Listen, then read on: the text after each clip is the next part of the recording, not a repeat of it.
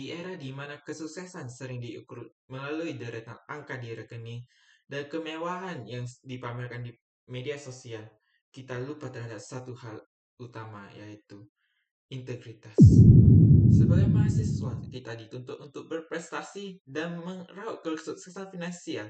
Namun tekanan inilah yang menyebabkan kita akan menghalalkan segala cara, termasuk salah satunya memanipulasi keuangan.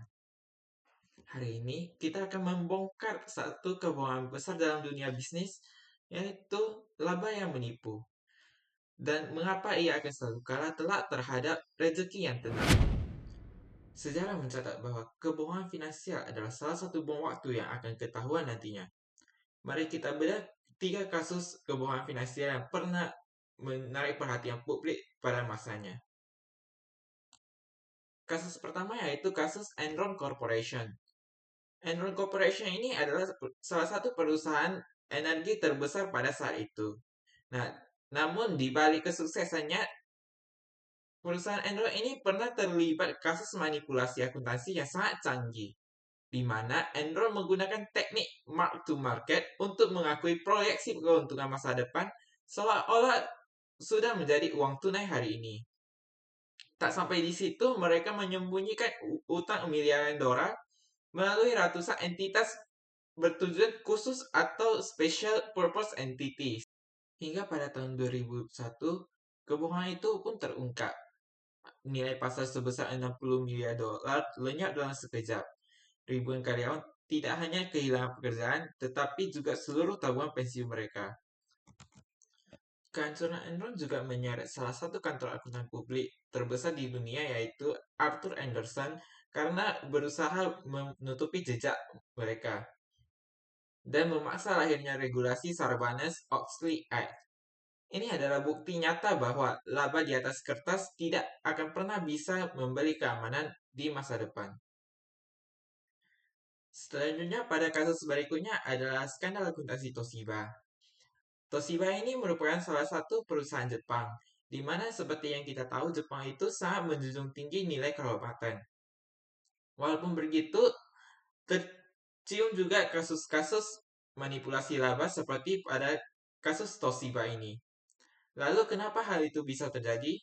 Nah, jadi ceritanya itu selama hampir 1 dekade hingga tahun 2015, Toshiba ini terjebak pada budaya perusahaan yang sangat toksik, di mana manajemen puncak mereka memberikan tekanan luar biasa kepada karyawan untuk menargetkan laba yang sangat masif dan tidak masuk akal. Akibatnya, muncul praktik-praktik yang manipulasi laba secara masif dengan menunda pengakuan biaya operasional dan menggelembungkan laba hingga 1,2 miliar dolar AS selama 7 tahun.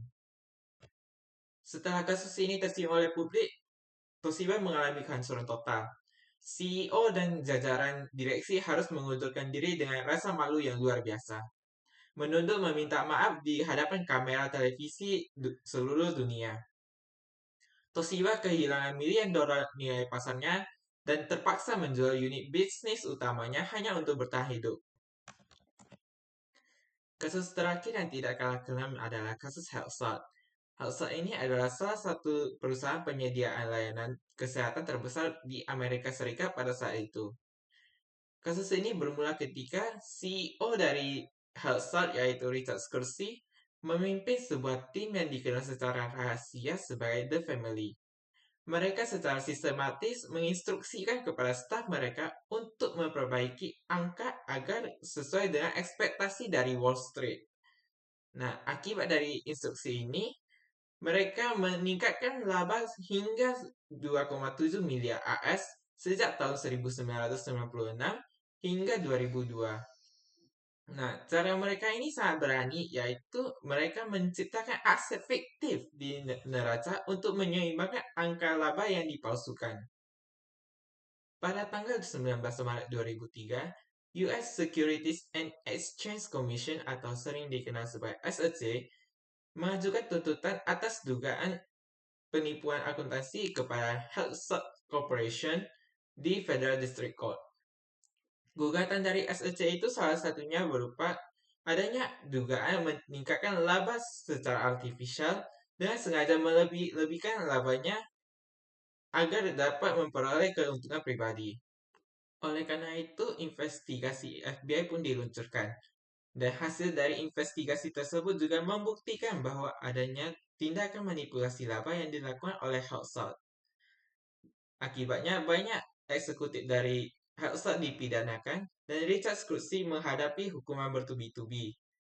Atas pelanggaran ini, Hotshot diharuskan untuk mengembalikan semua keuntungan dan kerugian yang diperoleh secara tidak sah tersebut. Sebagai mahasiswa dan calon profesional yang kelak akan menyusun, membaca, atau mengaudit laporan keuangan, kita dihadapkan pada pilihan hidup yang sesungguhnya.